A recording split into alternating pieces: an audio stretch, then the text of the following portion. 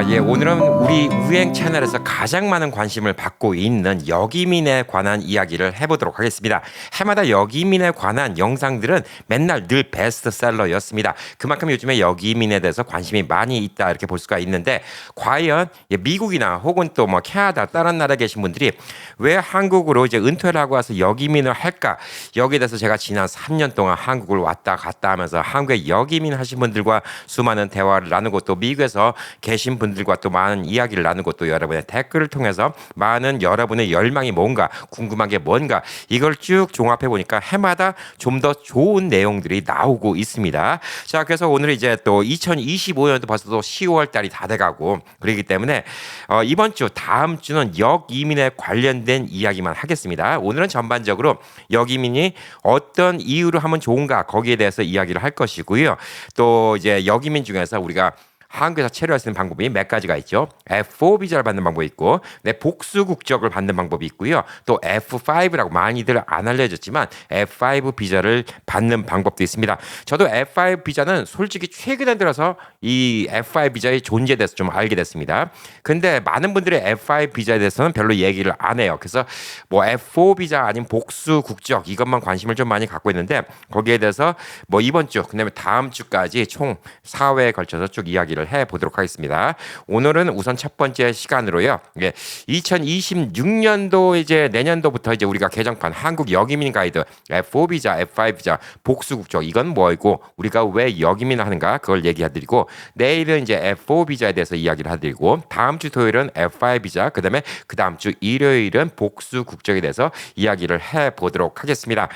자, 여러분은 이제 왜 여기민을 하시려고 합니까? 제가 이제 여러 가지로 좀 추려를 보니까 경제적인 이유가 하나가 있습니다. 미국의 물가가 많이 올라가죠. 올라간 것도 올라간 거지만 또 연세가 드시고 은퇴를 하고 나면 이 돈이 충분치 않아요. 왜냐하면 자꾸 의학기술이 발달돼서 사람들은 장수를 하는데, 내가 갖고 있는 돈이 지금 85세까지 살 수 있다, 90세까지 살 수 있다, 뭐 이렇게 돈이 있다 하더라도 내가 이제 95세 살면 어떡하지? 100세 살면 어떡하지? 이런 돈의 걱정이 많이 있습니다. 그래서 경제적인 부분 때문에 여기민을 생각하신 분들이 한 부류가 있습니다.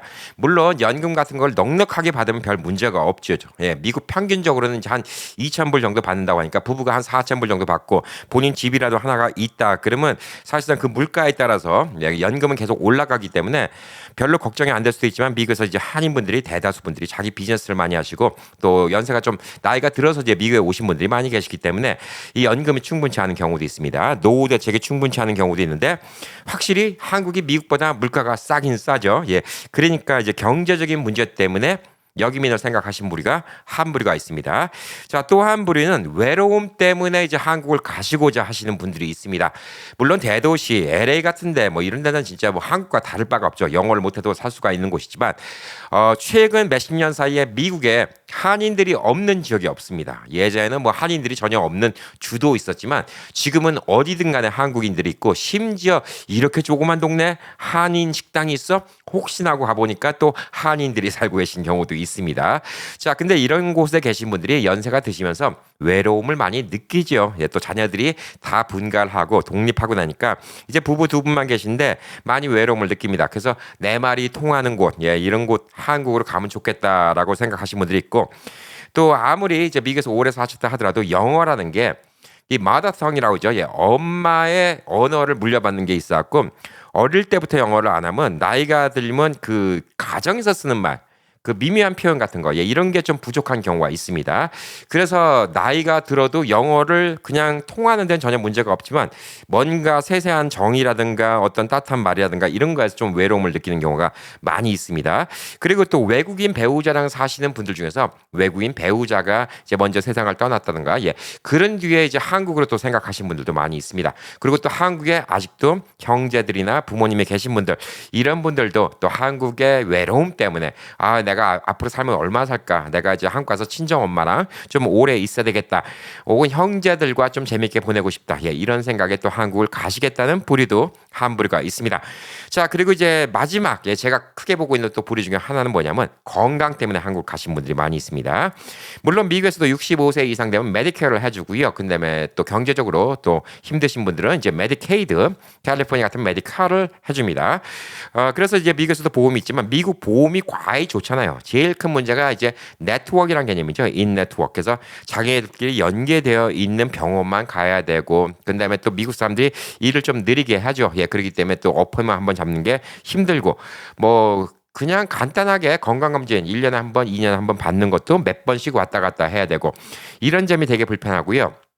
그다음에 간단하게 아파요. 뭐 감기 걸렸다가 독감에 걸렸다. 뭐 어디 잠깐 뭐 삐끗해 갖고 발이 부었다. 이런 것 때문에 병원을 가도 이머전시에 갔다가 솔직히 뭐 배 아파서 이머전시에 갔다가 기다리다 보면 그냥 배가 나서서 그냥 집에 왔다. 이런 얘기가 많을 정도로 미국이 솔직히 의료 쪽으로 과히 편하진 않죠. 그래서 이 의료 쪽으로 이제 한국에 가신 분들이 많이 있습니다. 한국은 국민건강보험이라는 아주 전 세계적으로 보기 힘든 좋은 의료보험 시스템이 있습니다. 전국에 인네트워크라는 게 없어요. 어느 병원이든 간에 다 커버가 됩니다. 그리고 병원 문턱이 되게 낮고 병원이 꽤 많이 있기 때문에 간단한 병들은 고치기가 너무 쉬워요. 그리고 예방의학이 많이 발달됐습니다. 이 건강검진도 하루면 다 받을 수가 있습니다. 하루면 늘 받을 수가 있고 또 연세가 드시면 그 건강보험도 이용해서 건강검진도 늘 받을 수가 있고 그러니까 예방의학이 많이 발달돼 있어요. 그러니까 병을 키우지 않는다는 거죠. 그래서 또 미국에 있는 것보다 한국에 있으면 내가 좀 건강적으로 좀 더 좋지 않을까 이런 생각에 이제 한국을 가시는 분들도 많이 계십니다. 자, 그리고 또 한국에 있으면 아무래도 좀 활동이 많아지죠. 예, 우리가 뭐 하루에 10,000보씩 걸으면 좋다. 뭐 이렇게 이야기를 하고 있는데 한국에서는 반강제적으로 좀 많이 걷게 됩니다. 예. 그래서 그런 것들도 좀 한 몫을 하지 않을까 이렇게 좀 보여주고 있습니다.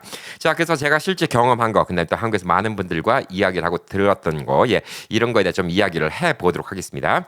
자, 우선 한국 생활비가 저렴한가요? 라고 물어보시는 분들이 많은데 우리가 이제 한국 뉴스를 봅니다. 예, 그럼 뉴스는 보편적으로 이제 무슨 뉴스가 나오냐? 자극적인 뉴스가 많죠. 예, 강남의 집값이 20억 됐더라, 30억 됐더라 이렇게 나오는데 한국 가서 서울에 사시는 거는 사실상 특히 뭐 강남 같은데 그거는 뭐 미국에서도 부자야지 한국 가서 사실 수가 있어요.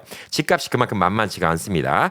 저도 뭐 맨날 한국 뉴스 같은 거 보면 그런 집값만 보니까 저도 이제 어느 순간부터 한 1, 20년 전부터는 한국에서 집 사서 살기 힘들겠다라고 생각했는데 한 10여 년 전에 이제 한국 갔다가 우연히 지방 도시의 집값이 되게 생각보다 싸다라는 거를 알게 됐습니다. 그래서 지난 3년 동안 계속 한국을 한 뭐 짧게는 4개월, 뭐 길게는 한 6개월씩 지내보면서 느낀 건데 수도권만 빼놓고 나머지 지방은 다 싸요. 그러니까 수도권도 외곽 지역 도시들은 쌉니다. 뭐 평택이라든가 이런 데는 싸요. 그리고 이제 부산이 그나마 한국 두 번째 도시인데 부산도 서울에 비하면 엄청 쌉니다. 부산의 인근 도시 김해 같은 데 가면 더 쌉니다. 뭐 광주 같은데, 대전 같은데, 대구 같은데 대도시인데도 싸요. 집값이 그냥 요거는 뭐 기준이 천차만별이에요. 항상 이런 걸 얘기하면 뭐 이거 아니에요라고 얘기하는데 제가 느끼는 거는 보편적인 사람들이 그냥 웬만한 삶을 살 수 있는 거. 물론 미국에 비하면 집이 작아요. 한국은 32평을 기준으로 큰 집이다 작은 집이다 이런 식으로 사람들의 그 기준이 있다고 합니다. 그게 평균치를 낸 거예요. 그게 한 1000 스퀘어피트 조금 더 넘는 거거든요. 한 1080 스퀘어피트. 그런데 미국 같은 경우에는 1800 스퀘어피트를 기준으로 집이 크다 작다를 기준으로 한대요. 그러니까 미국에 계신 분들이 우선 한국 가면 집이 작죠. 그렇지만 한국에서는 그게 이제 중간층입니다. 그런 30평대 아파트를 갖다 지방 도시에 산다? 그러면 물론 새 집은 7, 8억짜리도 있고 10억짜리도 있겠지만 저는 평균적으로 3억, 4억대 그러니까 요즘 환율을 따지면 20만 불, 30만 불 때면 충분히 집을 살지 않을까. 그러니까 우선 집값부터 싸요. 자, 그럼 이제 한국 가서 사람들이 제일 많이 이제 질문하시는 것 중에 하나는 어디에 살면 좋아요? 라는 질문을 많이 하거든요. 자, 서울에 살면 좋아요. 좋긴 좋아요. 예, 편리하죠. 예, 편리한데 저는 서울에 산다는 거는 서울에 살 정도의 이 경제적 능력, 물가도 서울이 비쌉니다. 그런 걸 다 따지면 LA나 뭐 뉴욕, 뉴저지 뭐 이런 데, 시애틀 뭐 이런 데 사는 정도의 돈이 고스란히 들어가요. 그러니까 그게 과연 경제적인 의미 때문에 한국을 갈 의미가 될까? 서울에 산다면? 그래서 저는 서울을 항상 제끼고요. 또 한 가지 서울이 나쁜 게 뭐냐면 복잡해요. 복잡하고 힘듭니다. 뭐든지 복잡해요. 사람이 많으니까. 그래서 연세 드신 분들한테는 잘 안 맞는 경우가 많이 있어요. 근데 어떤 분들은 꼭 서울을 선호합니다. 왜? 좋은 병원들이 다 서울에 있고 좋은 인프라가 다 서울에 있으니까. 자, 그럼 그 다음은 어느 지역이 좋아요? 라고 물어보시잖아요. 그럼 저는 처음에는 어디도 좋고 어디 좋고 이런 얘기하는데 이제는 그런 얘기 안 합니다. 예. 본인의 고향이 있으면 고향으로 가세요. 그게 최고입니다. 만족도가 본인의 고향, 본인이 한국에서 쭉 살아왔던 동네에 가시는 게 최고더라고요. 뭐 남양주 출신이면 남양주 가시고요. 천안 출신이면 천안 가시고 광주 출신이면 광주 가시고요. 대구 출신이면 대구 가세요. 그게 제일 좋습니다. 왜냐? 그래도 정이 가고요. 그 다음에 또 거기에 또 친척, 친지까지 남아있다면 더 금상첨화겠죠. 그 대신 요거 하나는 제가 꼭 말씀드리고 싶은 게 한국의 형제들이나 친척, 친지. 자, 처음에 한두 번도 올라갈 때는 반겨주지만 한국에 있는데 그들이 그냥 계속 여러분들 챙겨주시고 그럴 거라고 기대는 하지 마세요. 그러면 기대가 크면 실망이 큽니다. 그거에 대해서 불만 가지신 분들도 꽤 많이 있었어요. 그러니까 한국은 형제들과 자꾸 여행도 가고 막 그럴 줄 알았는데 한국은 또 한국 나름대로 바쁩니다. 예, 또 삶이 또 다르고요. 그러니까 친지, 근데 형제, 뭐 가족들에 있다 하더라도 계속 어울릴 수 있을 거라는 생각은 안 하시는 게 좋아요. 자, 그리고 이제 물가 같은 경우는 어떨까요? 예, 확실히 지방 도시 같은 경우는 뭐 식사 비용이 뭐 미국 내 대도시보다는 한 3분의 1급. 네, 제가 봤을 때는 좀 한국 음식이 좀 저렴한 그나마 뭐 아틀란타라든가 이런 데 비교해도 한 절반 정도 가격. 확실히 그렇습니다. 근데 서울에 강남 가잖아요. 예, 그럼 비싸요. 서울에 강남 가서 밥 먹으면 예를 들어서 조지아주 아틀란타가 그나마 한국 음식이 좀 싸거든요. 시카고도 좀 쌉니다. 거기가 좀 물류가 좋아서 싸요. 한국 음식이. 제가 다녀본 곳 중에서는 시카고, 아틀란타 이런 데가 좀 싸고 의외로 조그만 한인 타운에 있는 도시가 더 비싼 경우도 있어요. 샌프란시스코에서 좀 떨어진 세크라멘토 같은 데가 오히려 생각보다 비쌉니다. 자, 그래서 하여튼 미국에서 좀 저렴하다고 이제 생각되는 코리아타운의 음식값이랑 서울 강남의 음식값은 비슷해요. 그러니까 서울은 전반적으로 돈이 많아서 난 그냥 한국 자체가 좋다. 그래서 난 서울 가겠다. 그게 아니면 경제적인 이유 때문에 서울 갈 필요는 별로 없지 않을까라고 좀 생각을 합니다.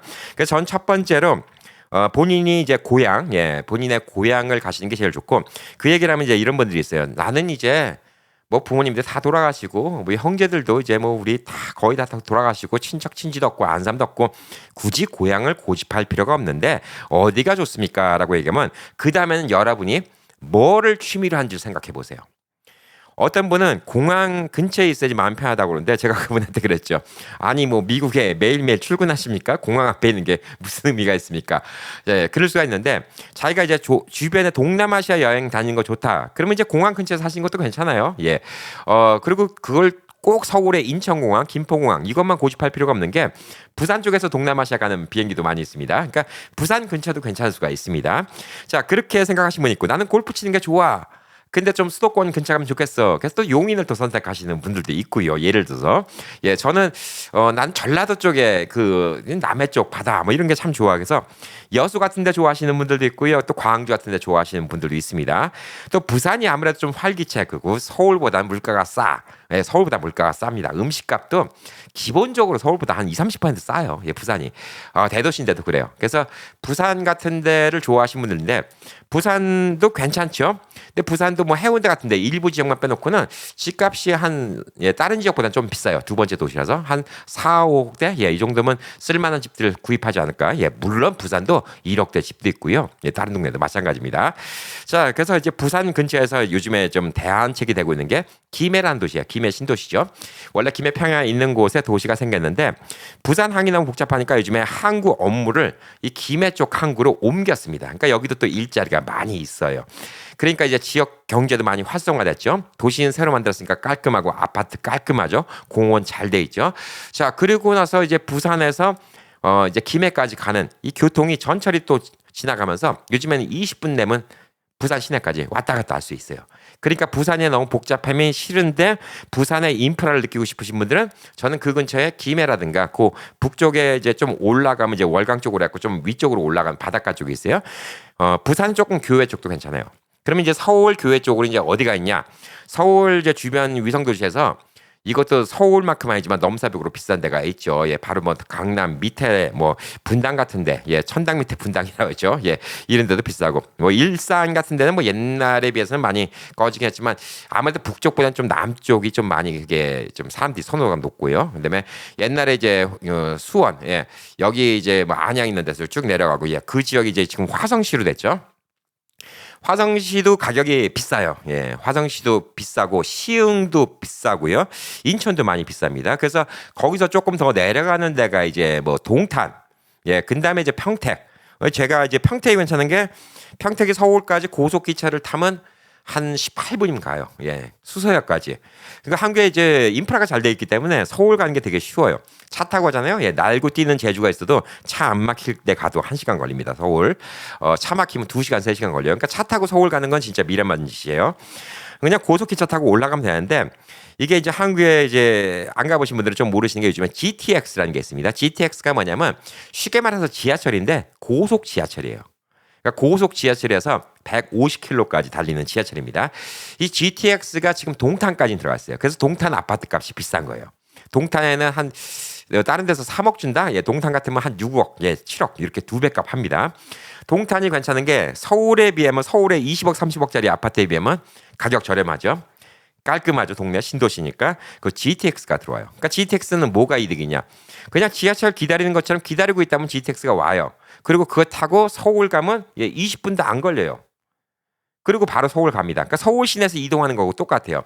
GTX가 평택까지 들어온다. 그럼 평택 아파트 값도 되게 많이 올라갈 겁니다. 들어온다는 얘기가 있는데 계속 못 들어오고 있어요. 그러니까 불과 한 정거장 더인데 만약에 평택까지 GTX가 들어온다. 그러면 평택에서 그냥 서울 가는 게 그냥 가서 따로 표 끊고 할 거 없이 그냥 지하철 기다렸다가 딱 타고 올라가면 되고 가격도 싸요. 3천 얼마입니다. 예. 만약에 여러분이 이제 SRT 기차를 타면 그거는 1시간, 2시간마다 있어요. 그러니까 시간 맞춰서 가야 돼. 물론 서울이 가깝다고 하지만 시간 맞춰서 가야 되고 올 때도 시간 맞춰서 와야 된다 이런 게 있지만 GTX가 된다. 그러면 이제 서울에 올라와서 밥 먹고 아유 뭐 조금 시간이 넘었어. 에이 그래도 뭐 괜찮지 뭐 15분마다 한 번씩 오니까 뭐 이런 이점들이 있는 거예요. 그래서 이런 것들은 여러분들이 알아보셔야 됩니다. 그래서 여러분의 취미가 뭔가 나는 바다가 좋아. 아 나는 산이 올라가는 게 좋아. 나는 음식이 좋아. 아 나는 뭐 어디 제주도 같이 그냥 평화로운 데가 좋아. 이런 것들 모든 걸 다 이제 종합하셔갖고 하시면 좋습니다. 그러니까 첫 번째는 여러분이 연고지가 있는데 소도 비빌 곳이 있어야 비빈다고 그냥 여러분의 가족이나 친지가 있었고 내 고향이다 싶은 데가 저는 좋다고 생각하고 그게 아니면 여러분의 목적이 뭔가라고 생각해야 됩니다. 만약 여러분이 좀 지병이 있어갖고 병원을 자주 가셔야 된다 그러면 시골 동네 가는 게 안 좋아요. 되게 안 좋습니다. 그리고 또 전원주택 사는 것도 많이 안 좋아요. 힘들어요. 한국은 또 봄, 여름, 가을, 겨울이 있기 때문에 많이 힘들다. 이렇게 좀 볼 수가 있습니다. 그래서 병원 인프라도 돼 있고 뭐 이런 걸 하려면 어느 정도 도시에 사셔야 돼요. 그래서 조금 연세가 있어도 좀 젊은 연세, 아직 좀 기력이 팔팔하신 분들은 뭐 본인이 원하시는 대로 사시면 돼요. 귀농을 하셔도 되고 시골에 사셔도 되고 어떤 분은 우리 시청자 어떤 분은 그냥 시골에다가 조그만 집 몇천만 원짜리 집 하나 사갖고 텃밭 가꾸면 사시는데 한 달에 들어간 돈이 1,000불밖에 안 들어간대요. 미국 돈으로 1,000불도 140만 원이에요. 그게 큰 돈입니다. 자 그렇기 때문에 뭐 그런 시골에서 만족하고 계신 분들도 있는데 병원을 자주 간다 그러면 서울까지는 아니라 하더라도 뭐 서울 근교의 도시, 뭐 화성이라든가 용인이라든가 뭐 이런 쪽 있죠. 이런데 가면 그래도 좋은 병원들이 많이 있어요. 그러니까 그런 것도 고려해 보시면 되고요. 제가 이제 가끔다 소개시켜드린 그 안동이라는 데가 그 안동병원이 안동 인구가 우리 우행 시청자 인구밖에 안 돼요. 한 15만밖에 안 됩니다. 근데 그 안동 인구에 비해서 병원 시설이 되게 크고 좋아요. 그러니까 제가 그걸 계산해 보니까 뭐 인구 90몇 명당 병실 하나 꼴이더라고요. 그러니까 그건 좀 특별한 곳입니다. 안동병원이라는 곳은. 그래서 안동 가셨다가 또 좋아하시는 분들도 있어요. 그냥 시골인데 그냥 편안하고 근데 병원 가까우니까 괜찮다. 그래서 뭐 지금도 어떤 분이 한국말보다 좀 영어가 편하신 분인데 제가 한국 갔다가 우연히 만나신 분이 있어요. 연배도 뭐 저랑 그게 많이 차이 안 나는데 그분이 너무 안동병원에서 좋은 경험이 있다고 그냥 지금도 간혹 가다가 영어로 댓글을 적어 놓으세요. 안동병원 칭찬을 너무 하십니다. 그분은 아마 안동 가서 사시지 않을까. 그런 생각이 들 정도로 또 그러니까 또 지방 도시도 또 그런 특색이 있어요. 그리고 지방 도시가 요즘에 많이 죽어가니까 지방 도시는 여러분이 그냥 체험으로 1년, 2년 공짜로 살게 해주거나 혹은 또 집세 10만 원 뭐 이렇게 빌려주는 것도 있으니까 그런 것들도 이용하면 괜찮지 않을까 이렇게 좀 보여주고 있습니다. 자 그리고 이제 병원 문턱이 낮다는 거 이거를 좀 설명드릴 건데 한국에서는 6개월 이상 거소증으로 6개월 이상 거주하면 무조건입니다. 무조건 맨데터리예요. 하기 싫든 어쨌든 간에 무조건 국민건강보험을 드려야 됩니다. 이게 사람마다 다르고 지역마다 조금씩 가격이 다릅니다. 예, 그래서 한 12만 원 선부터 시작을 해요. 예, 12만 원 선부터 시작하고 뭐 조금 일하시는 분들은 한 달에 2, 30만 원 내는 경우도 있고 한국은 그 대신 돈을 많이 벌면 600만 원까지도 낼 수가 있습니다. 근데 한국에 은퇴하고 하시기 때문에 뭐 600만 원까지 낼 일은 없겠지만 그래도 한 1, 20만 원 정도면 국민건강보험에 가입이 되잖아요. 예, 그러면 진짜 저렴합니다. 한국의 의료비가 안 그래도 저렴한 나라예요. 근데 더 저렴합니다. 제가 치과를 갔다 와서 약국을 갈 때마다 약국 약사님이 되게 미안한 눈초리로 보험이 없어서 약값이 좀 많이 나왔어요. 그러면 한 10만 원 나왔나? 예. 그러면 약값 많이 나왔어요. 되게 미안하면서 얘기하는 게 12,000원입니다. 예, 이렇게 얘기해요. 예. 구불다네요. 예. 근데 그도 그럴 만한 게 옆에 있는 분들 약 타가는 거 보니까 3,000원 내시고 막 그러시더라고요. 그러니까 한국은 병원 가는 게 쉬워요. 내 독감 걸렸어. 힘들어 죽겠어. 그러면 동네 의원 가고 주사 한 방 맞고 이런 게 쉬워요. 예, 미국같이 그거 문턱이 높지 않습니다. 어디 잠깐 뭐 접질렀어. 그래서 아파. 그래서 기부스를 해야 돼. 병원 가면 금방 해줘요. 이런 것들은 되게 좋습니다. 한국이 이런 것들이 되게 편해요. 건강검진 받는 것도 되게 편합니다. 그리고 한국에 뭐 좋다, 뭐 몸에 좋다, 뭐 이런 같은 거 하는 것도 되게 편해요. 이런 인프라가 되게 잘 돼 있고 한국에 우리 뭐 옛날에 뭐 60년대, 70년대 의사, 변호사, 판사 뭐 이런 거 사자 직업하라고 했고 한국에 의사가 많잖아요. 예, 그래서 한국은 진짜 국민 대비 병원 이 의료 치료를 받을 수 있는 게 꽤 큽니다. 근데 여기서 하나 제가 말씀드리고 싶은 게 뭐냐면 미국 시민권자여갖고 이제 한국에 사신 분들 중에서 저는 웬만하면요. 메디케어를 살려놓으라고 말하고 싶어요. 왜 그러냐면 메디케어가 지금 올해는 185불이잖아요. 185불인데 늘 말씀드리지만 미국 대도시 살면 어드밴티지 C를 들어놓으시고 메디케어를 별로 이용 안 하시는 걸라면 거의 185불을 리임버스 받을 수가 있습니다. 그러니까 거의 돈이 안 나가요. 굳이 없앨 필요가 없다는 거예요. 그걸 살려놓으면 왜 좋냐? 한국이 만약에 여러분이 큰 병이 걸렸어요. 그러면 이제 큰 병을 고치려면 이제 서울에 있는 진짜 유명한 병원을 가고 싶잖아요. 근데 병원은 한정되어 있는데 한국에 또 인구가 많잖아요. 그러니까 모든 사람이 다 좋은 병원에 가고 싶은 거야. 그럼 좋은 병원에 가고 싶으면 거기서 치료받으려면 시간이 많이 걸리겠죠. 그래서 큰 병 치료는 오히려 한국이 더 힘들 수가 있어요. 그리고 이게 참 얄궂은 건데 지역 병원도 사람들이 분포돼서 많이 나가면 여기 지역에 있는 병원들, 다른 도시에 있는 병원들도 암 수술도 잘하고 다 하면 좋은데 사람들이 암 같은 거 걸렸다. 그러면 다 서울에 있는 병원만 가니까 서울에 있는 병원에 있는 사람들은 암 수술 경험이 되게 많아요. 지방에 있는 병원 의사들은 상대적으로 경험이 적어요. 그러니까 더 실력 차도 나요. 이건 현실입니다. 예, 그분들이 욕해도 어쩔 수가 없어요. 지방에 있는 병원이랑 서울에 있는 병원이랑 암 수술은 실력 차이가 나요. 근데 여러분 그냥 생각해 보세요. 어디 삐끗해 갖고 붕대 감아주는데 지방 의사를 가든 서울 의사든 뭔 상관이 있겠습니까? 그냥 체 갖고 병원 갔는데 그게 뭔 상관이 있겠습니까? 어디 찢어져서 꼬맨데 뭔 상관이 있겠습니까? 어디 독감 걸려서 주사 하나 맞는데 서울대학병원 간다고 더 빨리 낫습니까? 그건 아니잖아요. 근데 진짜 큰 병에 걸렸다. 여러분이 진짜 큰 병에 걸렸다. 스트로크에 걸렸다. 뭐 이럴 때는 서울 병원을 가고 싶은데 이게 뭐냐면 여러분이 만약에 암에 걸렸다. 그러면 미국이 병원 치료받는 게 한국보다 오히려 그런 건 더 빠른 경우도 있어요. 그리고 미국이 전반적으로 이제 의료 시스템이 안 좋다는 거지 의료 수준이 낮은 나라 아니에요. 한국보다 의료 수준이 높아요. 왜? 신약 같은 건 다 미국에서 개발하잖아요. 뭐 코로나 때도 그 코로나 백신을 어디서 개발했어요? 미국에서 개발했잖아요. 미국은 신약으로 돈 벌고 미국이 의술이 되게 발전된 나라예요. 메이오 클리닉 같은 데도 있고 존스 홉킨스 대 같은 데도 있잖아요. 미국은 의술이 되게 발달된 나라고 한국은 또 인구가 5천만이고 미국은 지금 미국가 3억 5천이기 때문에 한국보다 더 특이 질환이나 이상한 병에 대해서 미국이 고칠 수 있는 의사들이 있어요. 그러니까 저도 이제 그거를 뭐 아는 분 통해서 들었던 게 달팽이관이 이상이 있어갖고 한국에서 쓰러지는데 한국에서 어느 의사도 고칠 수가 없다고 해서 미국으로 보내왔는데 다행히 그분이 돈이 많으신 분이에요. 그래서 LA에 있는 Ear Institute 지금 없어졌어요. 예. 거기 맨날 지나가면서 저게 무슨 병원일까 그런데 세계에서 제일 유명한 이 귀 안에 병을 고치는 병원이었다고 하더라고요. 거기 가서 몇십만 불 들여서 수술을 받았어요. 한국에서는 죽었다까지 못 고친 병이에요. 그러니까 예를 들어서 이런 게 있다는 거예요. 근데 그분은 한국에서 왔는데 경제적인 여유라도 있어서 몇십만 불 내고 왔지만 여러분은 메디케어가 있잖아요. 예, 그럼 미국에서 수술 받을 수가 있어요. 그렇잖아요. 예, 그렇기 때문에 저는 저도 한국에 나간다. 그럼 저는 미국의 메디케어 살려놓을 겁니다. 뭐 돈 조금 더 나간다. 그게 제 인생의 보험이라고 생각하는 거예요. 예, 그렇게 생각하시면 좋지 않을까. 미국이 다른 거는 좀 느린다 하더라도 사람의 생명이 직결되어 있잖아요. 진짜 빨리 합니다. 지금 이제 하늘나라 간 제 친구도 쓰러져 갖고 병원에 갔는데 저는 미국이 그렇게 빨리 수술할지 몰랐어요. 예, 그 다음날 아침에 입원하는데 그 다음날 오후에 그러니까 그날 오후에 바로 수술 들어갔습니다.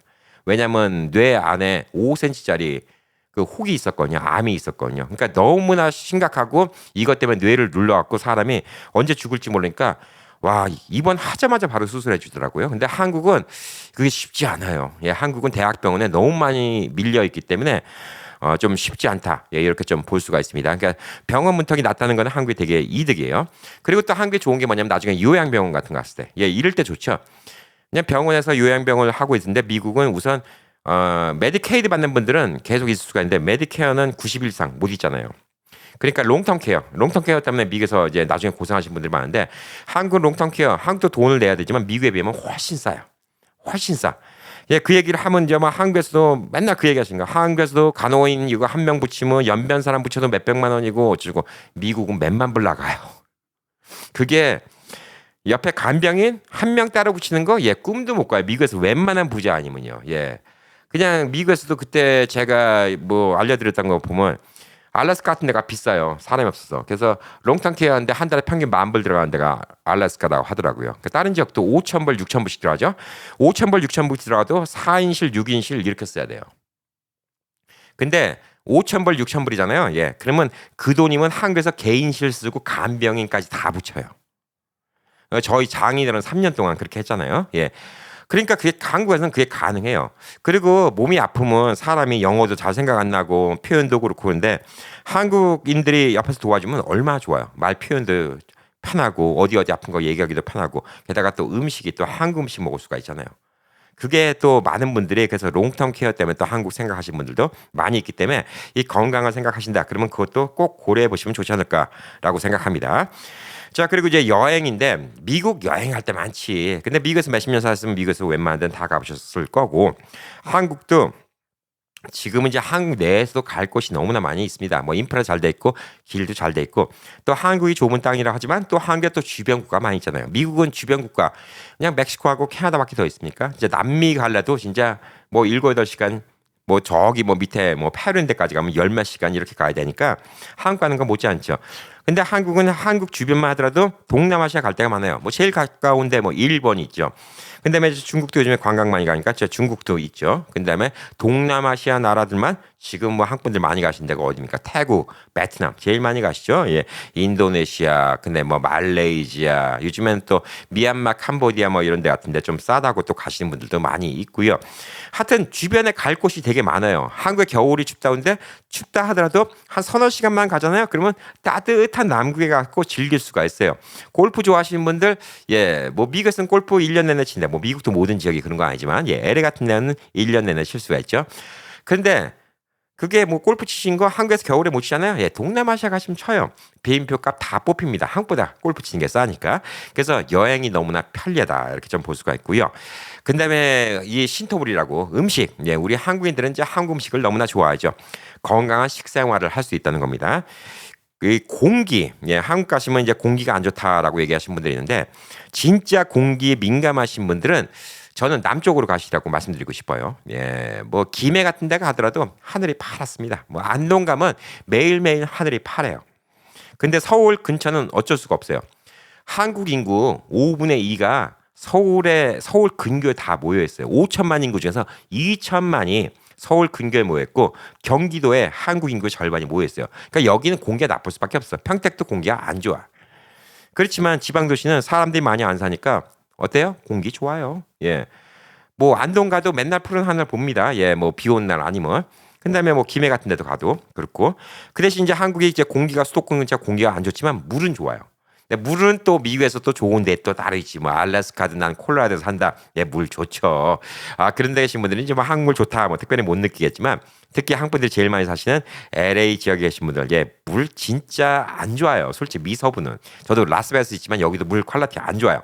석회수 많고 진짜 뭐 물 어디 맨날 흰때 얼룩지고 정수기 쓴다 하더라도 집에다 뭐 연수기 쓰고 뭔 짓을 하더라도 물이 그렇게 좋을 수가 없어요. 그러니까 저도 오죽하면 우리 집에다가 그냥 하우스 워터 필터 하나 다 달아놓고 또 연수기 달아놓고 그것도 수도꼭지 밑에 또 찬물 그냥 정수돼서 나오게 만들어 놓고 그 다음에 또 정수기 마시는 물 또 따로 해놓고 정수기 시스템만 지금 4개예요. 예, 그거 진짜 사람 시켜다가 시키면 한 10,000불어치 이상을 갖다 해놓은 거예요. 제가 직접 다 설치하고 직접 사서 했으니까 한 2,000불에 다 해결했지.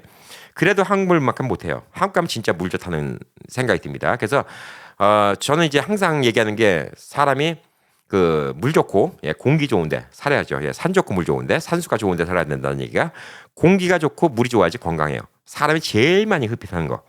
하루 종일 쉬지 않고 흡입하는 거는 공기. 그 다음에는 물이에요. 그래서 저는 공기는 예, 솔직히 별로 안 좋아요. 예, 근데 요즘에 이제 한국 아파트가 전열 교환기라고 계속 공기를 갖다 순환 필터를 합니다. 그러니까 집에 공기청정기 수준이 아니에요. 예, 바깥에 있는 공기를 들여오고 그다음에 집에 있는 공기를 바깥으로 내보내니까 공기가 깨끗해져요. 그걸 필터, 헤파 필터로 해주는 건데 그게 솔직히 공기청정기보다 나아요. 예, 공기청정기는 안에 있는 공기만 먼지만 걸어내는 거고 공기를 순환시키지 않죠. 한국에서는 그게 법적으로 요즘에 아파트는 다 하게 돼 있습니다. 뭐 20채 이상 아파트를 짓는다든가 예, 그럼 무조건 다 돼 있어 갖고 그걸 쓰면 그나마 좀 나아요. 그래도 좀 답답하죠. 이곳 라스베가스는 제가 이 집 사면서 이 전열 교환기에 예, 이게 들어있는데 한국에 있는 거랑 규모가 달라요. 어마어마해요. 예. 한국에 있는 건 전기세 때문에 껐다 켰다 할 수가 있게 되어 있는데 여기는 아예 끄는 방법도 없어요. 저기 두꺼비 집 밑에 끄지 않으면 이상 24시간 돌아갑니다. 그래서 공기가 좋아요. 라스베가스가 LA보다 공기가 좋은 편인데 가끔 모래 사망이가 모래 바람 불을 때 있는데 뭐 그럴 때는 진짜 공기가 좋습니다. 집안에. 그래서 이제 진짜 공기가 민감하시다. 그러면 저기 남쪽 가서 사시는 거 제가 좀 권해드리고 물은 예, 한국에 전국적으로 꽤 좋습니다. 그렇기 때문에 음식도 건강해요. 예, 음식에 다 물이 들어가잖아요. 모든 음식은 다 물로 요리하잖아요. 기본적으로 그게 크다. 저는 그렇게 볼 수가 있어요. 저도 이제 나이가 되니까 조금 이제 한국 가서 더 맛들인 게 뭐냐면 국밥이에요. 예, 진짜 국밥의 맛을 드렸습니다. 그러니까 젊었을 땐 국밥이 뭐 먹었지 그렇게 맛있는지 몰랐는데 요즘에는 한국 가면 시장마다 그냥 줄 서 있는 집들 좀 유명한 집들 국밥 먹는 게 아주 너무나 재밌어요. 국밥이 먹어보니까 참 건강학적으로 좋아요. 왜냐하면 단백질 보충 잘 되죠. 나이 들면 단백질 보충 많이 해야 돼요. 왜? 근육이 계속 줄어들거든. 근육이 줄어들면 어디 다치기 쉽고 면역력도 떨어집니다. 근데 고기를 먹는 게 쉽지 않잖아요. 이도 안 좋고. 그래서 이가 좋아야 된다니까 뭐 늘 말씀드리는 거고 이가 안 좋아도 쉽게 먹는 거는 그냥 물에 삶은 고기는 부드러우니까 쉽게 먹을 수 있어요. 그다음에 고기 국물이잖아요. 영양분 많아요. 소화 잘 돼요. 그리고 또 시래기 같은 거 뭐 이런 같은 거 한국에서 묵은지 같은 거 이런 게 그 한국에서 먹을 수 있는 그 집집마다 다른 맛이 있어요. 그래서 이 식생활을 되게 건강하게 합니다. 예, 그리고 또 한국이 양이 작아요. 물론 음식값도 싸지만 이 엄밀히 말해서 양 대비해서 음식값 따지면 예, 뭐 3분의 1이라고 얘기할 수는 없어요. 한국이 좀 양이 작으니까. 근데 저는 이제 한국 양이 딱 좋아요. 예, 미국에서는 양이 너무 많아. 그러니까 어거지를 먹다 보니까 괜히 살쪄. 살찌면 건강에도 안 좋아. 그러니까 한국에서 주는 딱 1인분 양이 딱 좋더라고요. 예, 그래서 이게 되게 좋다 이렇게 좀 볼 수가 있고. 그 다음에 이제 외로운 분들, 예, 뭐 미국에서 시골에 계셔갖고 이제 한인들 교류가 별로 없던 분들, 사회적으로 교류하기가 너무 쉬워요. 예, 왜냐면 주민센터라는 게 있어요. 주변에 예, 주민센터가 있고 거기서 이제 강좌도 하고 취미 활동도 하고, 그다음에 또 친구나 이성분들 만나기도 되게 쉬워요. 한국에서 만났던 어떤 어르신분은 사별하시고 이제 한국에 오셨는데, 거기서 이제 동네 주민센터에서 만나는데 국악하는 걸 하신대요. 국악하는 거 하신다는데 거기에 참여하신 분들이 거의 두 분인가 세 분인가 빼놓고 다 여성분이라고 합니다. 그래서 그분 연세가 좀 있으신데도 예, 외롭지 않은 거죠. 예, 그래서 또 그분들 만나고 또 국악 연습도 하고 끝나면 또 가서 식사도 하고 또 그러다 또 좋은 인연 만날 수도 있고 되게 좋죠. 그리고 또 하이킹 같은 거 가는 것도 있고 뭐 여러 가지 취미 배우는 것도 있고 한국에 또 동네 그런 것도 있어요. 또 동네 사람들 모아서 또 관광 다니고 뭐 이런 것도 있고 이런 게 되게 좋은데 여기서 참 중요한 것 중에 하나고 여러분이 좀 조심해서 되는 것 중에 하나가 뭐냐면 미국에서 왔다는 거 너무 티 안 내는 거예요. 예, 거기에 거부 반응 일으키는 경우가 많이 있습니다. 우선 미국에서 왔다고 그냥 기본적으로 색안경 끼고 보신 분들도 있지만 그거보다 또 여러분의 말투가 있어요. 아, 한국은 요거 왜 이렇게 싸? 아우, 미국에 비하면 이거 공짜네. 예, 재수없어 보여요. 예. 그런 얘기하면서 왜 한국 사람들은 미국에 있는 교민들 싫어하고 뭐 배척하냐 이렇게 얘기하면 그거는 저도 이제 한국 보니까 꽤 많은 분들이 그래요. 말투가 그렇게 배어 있어. 근데 제가 이제 조심스럽게 말씀드리죠. 그런 얘기하면 한국 분들도 별로 안 좋아하십니다. 예. 그래서 자꾸 오히려 벽을 쌓는 거는 교민들이 한국에 벽을 쌓는 것도 꽤 큽니다. 물론 다짜고짜 미국에서 왔다 그러면 아주 나를 세우고 보신 분들이 있어요. 예. 뭐 국민건강보험 뭐 공짜로 뭐 쓰고 뭐 우리도 돈 내잖아요. 예. 근데 그거 돈 안 내고 뭐 어쩌고 저쩌고 뭐 우리 세금 쓴다. 아니 자기네들 그런 건 떳떳해도 돼요. 예. 자기네들 세금이고 뭐 어쩌고 저쩌고 따라서 우리도 보험비 내요. 예. 그리고 우리는 미국에서 돈 갖고 와요. 예. 자기네들은 외화벌이 하나도 안 해오잖아요. 우리는 애국자예요. 한국 가서 살면 무조건 애국자예요. 외화벌이를 해오잖아요. 자기들보다 이 사회 대한민국에 훨씬 쓸모 있는 인간이에요. 자기들이 세금 내봤자 얼마나 냈다고. 그러니까 그런 건 떳떳해도 되는데 아우 미국에서는 이거 이런데 한국에서는 왜 이래? 이 소리 제일 재수없는 소리예요. 예. 그리고 아우 미국은 이거 비싼데 여긴 너무 싸다. 예, 이것도 재수없어요. 예. 아, 그리고 와서 한국 사람들은 왜 이래? 예, 이거 재수없습니다. 이렇게 하면 한국 사람들이랑 못 어울려요. 그냥 같이 어울리시면 돼요. 어떤 분의 한마디가 저는 진짜 와닿았어요. 한국 가면 저는 그냥 외국에서 온 티는 나요. 왜냐하면 무슨 말을 해도 잘 모르고 그러니까 어디 어디서 오셨어요? 예. 그러면 그 외국에서 왔어요. 그러면 이제 외국에서 온 티가 나는데 미국에서 왔다고 안 하고 아 베트남 살다 왔어요. 예, 이렇게 얘기하면 돼요. 그러면 한국보다 못 사는 나라에서 왔잖아요. 예, 못 사는 나라에서 오니까 오히려 더 잘해준대. 근데 미국에서 왔다. 혹은 뭐 캐나다에서 왔다. 뭐 그러면 오히려 배알 꼴린다는 거 있죠. 예, 그런 분들도 있어요. 그러니까 그런 것만 잘 넘어가시면 한국에서 사회적 교류도 되게 많이 할 수 있다. 이렇게 좀 볼 수 있고 한국에 또 대중교통이 잘 돼 있잖아요. 그래서 좋은 것 중에 하나는 뭐냐면 연세 드시면 운전하기 힘들잖아요. 미국에서. 특히 미국은 거리도 넓고 예. 멀잖아요. 한 번 운전하면 멀고 막 그래갖고 밤에 또 운전하시기도 힘들고 저도 요즘에는 이제 밤에 운전하는 게 나날이 싫어져요. 우선 일찍 졸리고요. 한 10시면 졸리고 또 밤에 이제 안경 끼고 운전하면 뭔가 빛이 번져요. 옛날만큼 눈이 밝지는 않은 것 같아요. 예, 그러니까 확실히 저도 불편한데 뭐 연세 더 드신 분들은 오죽하겠습니까? 근데 한국은 대중교통이 있으니까 너무 편해요. 저는 또 술도 좋아하는데 무조건 택시 타고 오니까 너무 좋아요. 근데 좀 시골 지역에 사시면 대중교통이 나날이 없어지고 있습니다. 인구가 많이 줄고 있어서. 그래서 한국에서 좀 외곽 도시에 사신 분들은 차가 하나 필요할 수가 있는데 차가 있어도 그나마 괜찮은 게 뭐냐면 그냥 서울은 차 운전이 복잡하지만 외곽에 나오잖아요. 그럼 차 운전이 쉬워요. 쉽고 간단해요. 그리고 거리가 짧아요. 그러니까 되게 좋아요. 제가 있는 평택에서 온양 온천까지 차 타고 한 30분 걸리나 30분 안 걸려 한 20 몇 분 30분 이 정도인데 이거를 버스 타고 가면 1시간 넘게 걸립니다. 그러니까 그냥 시내버스밖에 없어요. 다른 방법이 없으니까 1시간 넘게 딱 걸리는데 이게 차만 있잖아요. 그러면 한 20분이면 가요. 근데 그 길이 국도라서 그렇게 또 차가 많이 없어요. 그러니까 한국 가면 한 가지 말씀드리고 싶은 게 주말에만 안 다니시면 됩니다. 여러분 은퇴하셨으니까 월요일부터 금요일 사이만 다니세요. 그러면 차 하나도 안 막혀요. 온양온천 가. 온천 5천 원밖에 안 해요. 동네 목욕탕 5천 원, 떼미는 거 2만 5천 원밖에 안 합니다.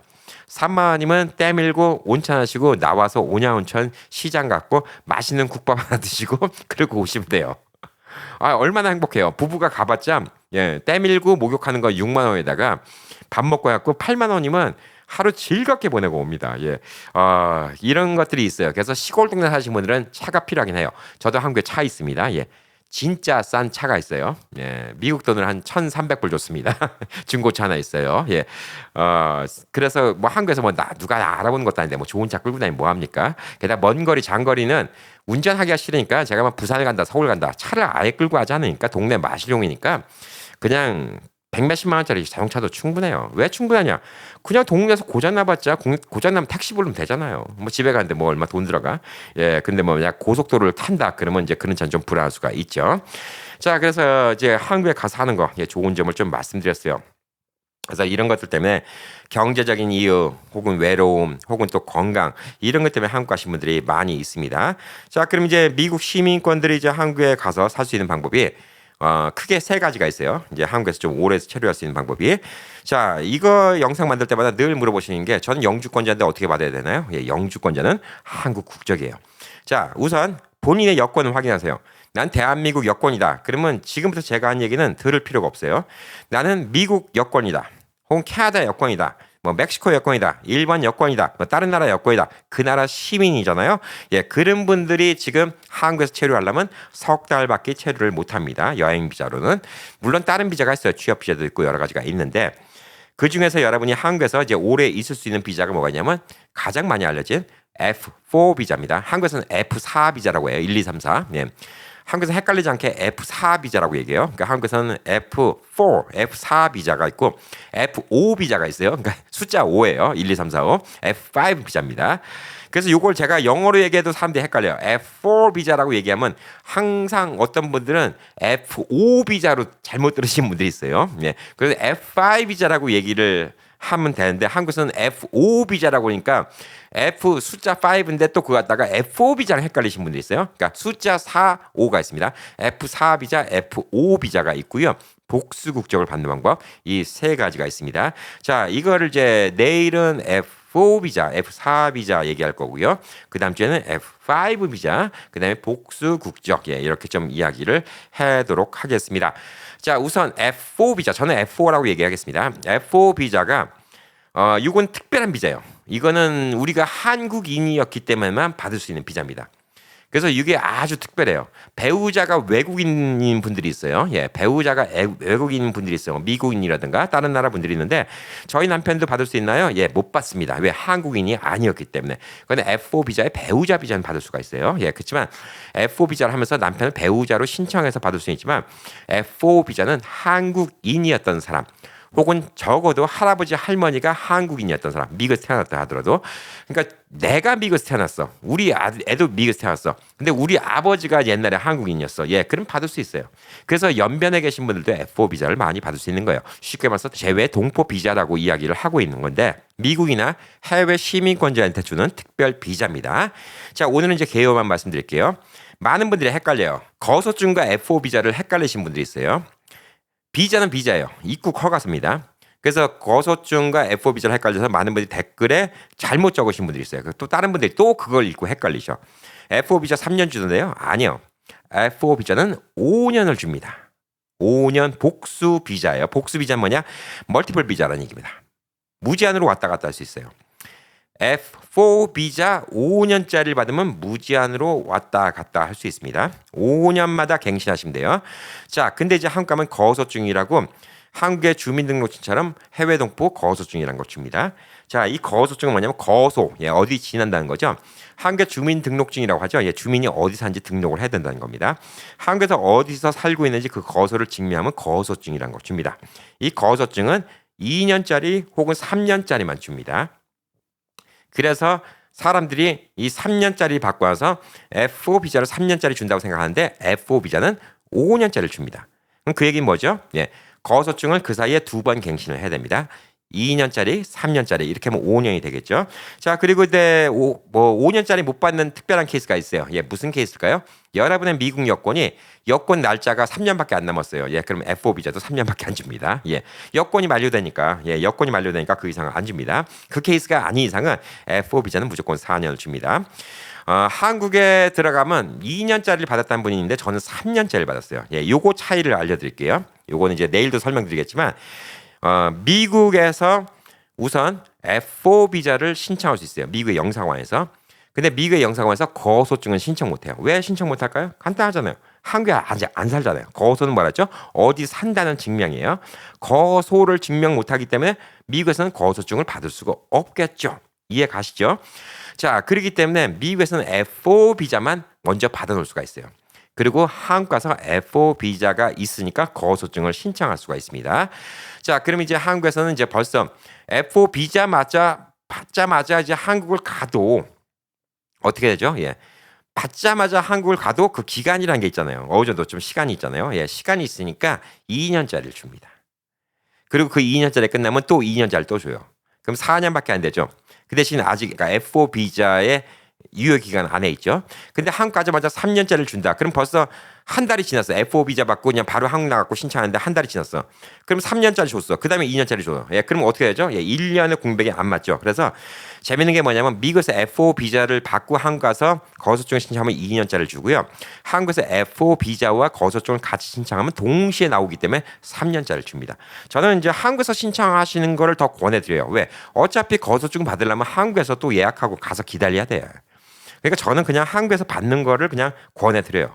그리고 또 하다 보면 또 필요한 서류가 있어요. 뭐 가족 증명서라든가 뭐 이런 거 같은 거 떼와야 되는데 그 미국에서 떼오려면 또 영상원 가서 떼오고 또 시간 걸리고 그러는데 한국 가면 그냥 바로 그 자리 떼주니까 하다가 필요한 서류만 있으면 그냥 바로 할 수 있어요. 대신 이제 한국 갈 때 몇 가지 준비할 게 있습니다. 그건 내일 영상 제대로 보셔야 돼요. 예, 몇 가지만 준비 제대로 하면 너무나 쉽게 해요. 물론 뭐 한국에서 행정사 이용해 갖고 한 싸게는 몇십만 원, 예, 근데 뭐 아포스티에까지 되고 뭐 그러면 한 80만 원, 100만 원 이렇게 돈이 들어가서 복잡하니까 나 시킬래 이럴 수도 있지만 저는 한국 가서 이런 한 푼 안 냈습니다. 제가 다 했어요. 예, 그러니까 이것만 준비해 갖고 하시면 한국에서 F4 비자 받는 건 되게 쉽습니다.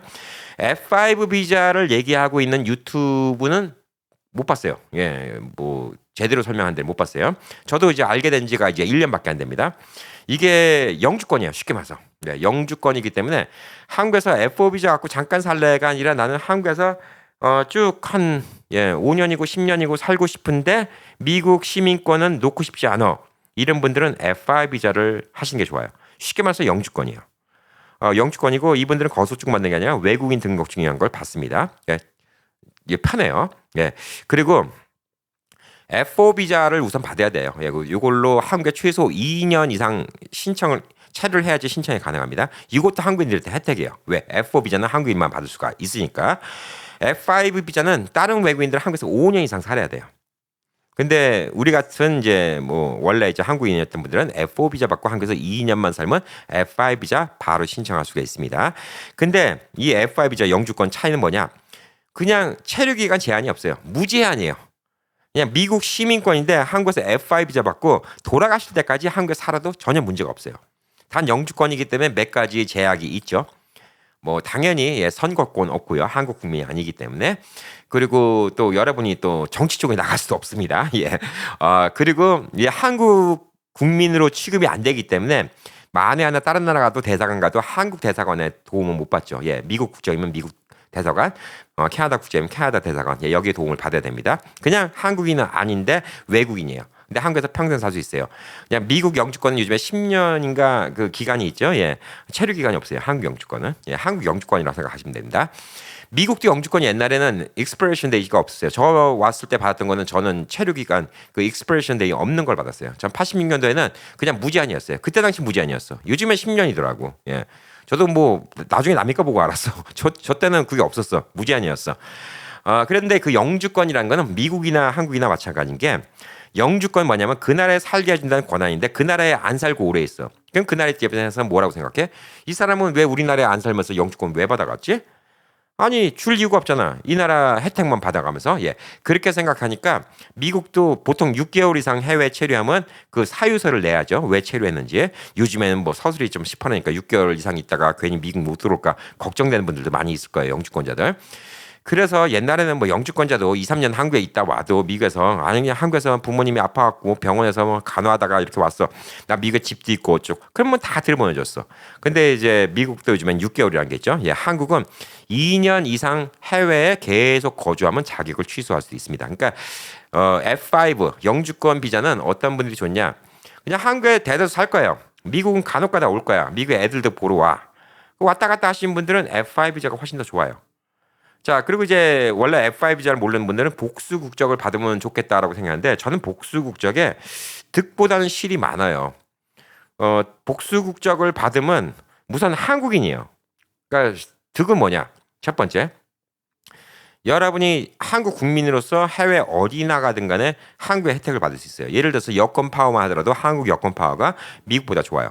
미국 사람들은 베트남 들어갈 때 비자가 필요하지만 한국 여권으로 베트남 들어가면 비자가 필요 없어요. 예를 들어서. 예. 그런 것도 있고요.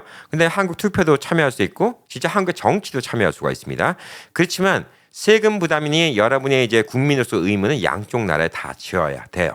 이게 좀 문제가 있죠. 한국에서 돈을 번다. 그러면 원칙적으로는 이제 어느 나라든 간에 그 나라 돈 벌면 그 나라 세금을 내야죠. 근데 미국은 이게 웃긴 게 한국 사람이 미국 가서 돈 번 거에 대해서 한국 정부에다 세금 내라고 하는데 미국은 미국 사람이 세계 어느 나라 가서 돈 벌든 간에 돈을 벌면 미국에다 세금을 내라고 해요. 근데 보편적인 분들은 이제 걱정하실 필요가 없는 게 그게 뭐 지금 기준으로 1억 8천인가 막 그럴까 10몇만 불릴 거예요. 예.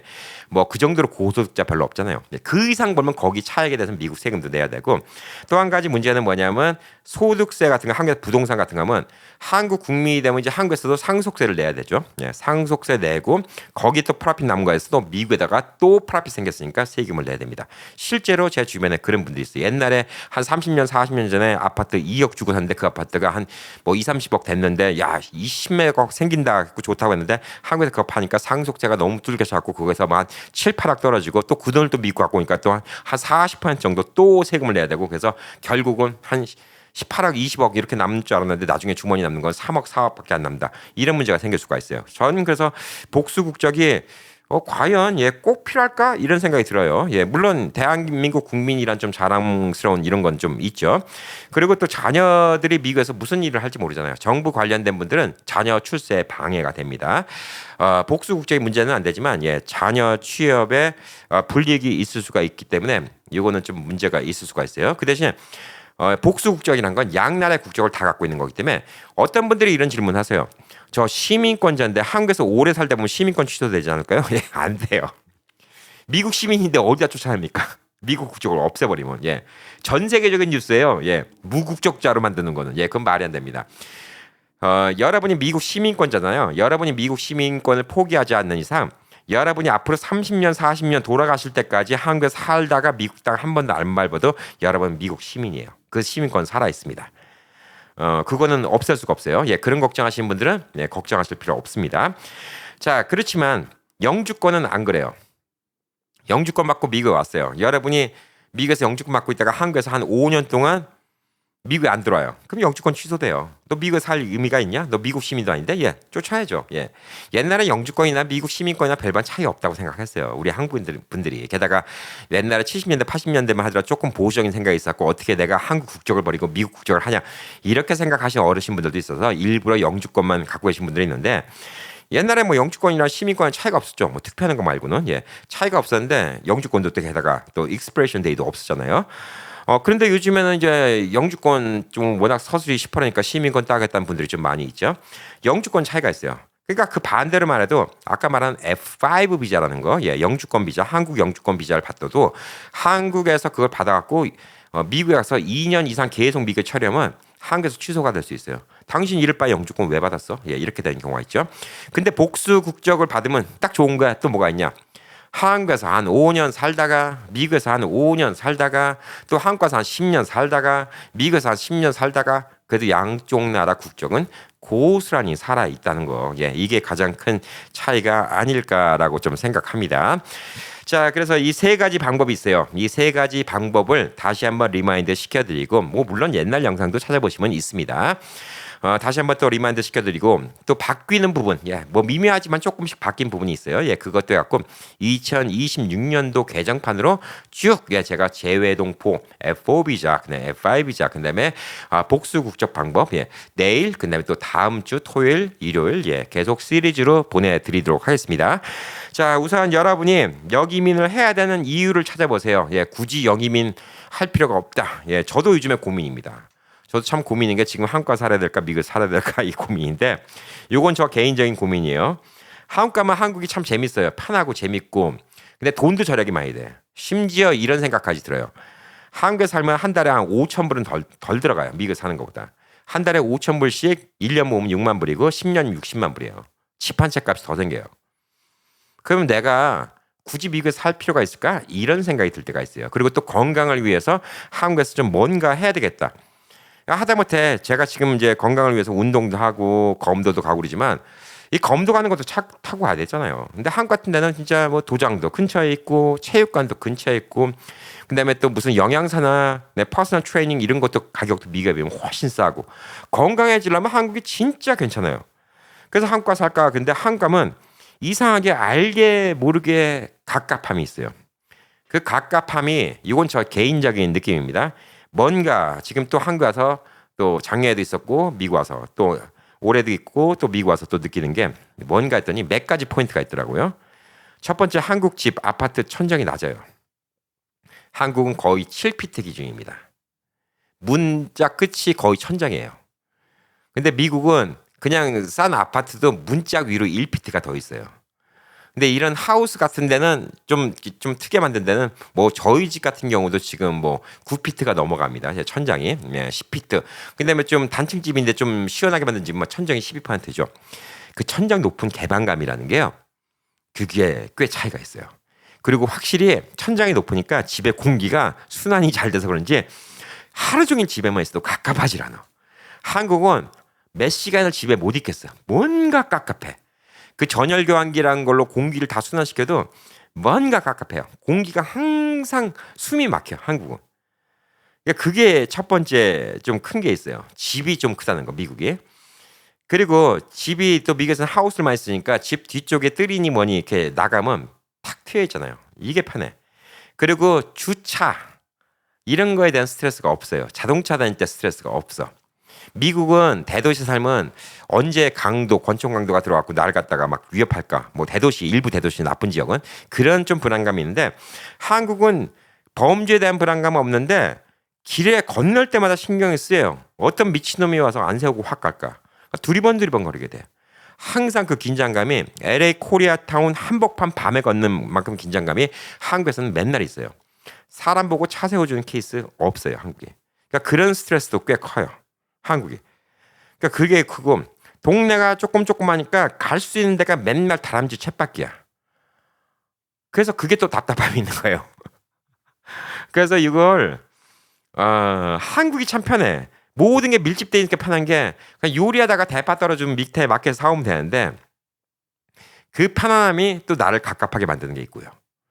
네, 미국 같은 데는 뭘 하든 간에 짐을 갈 때도 차를 끌고 가야 되고 수영장 갈 때도 차를 끌고 가야 되고 검도를 갈 때도 차를 끌고 가야 되고 마켓 갈 때도 차를 끌고 가야 되고 이 갑갑함이 있지만 그 운전의 편안함이 있어요.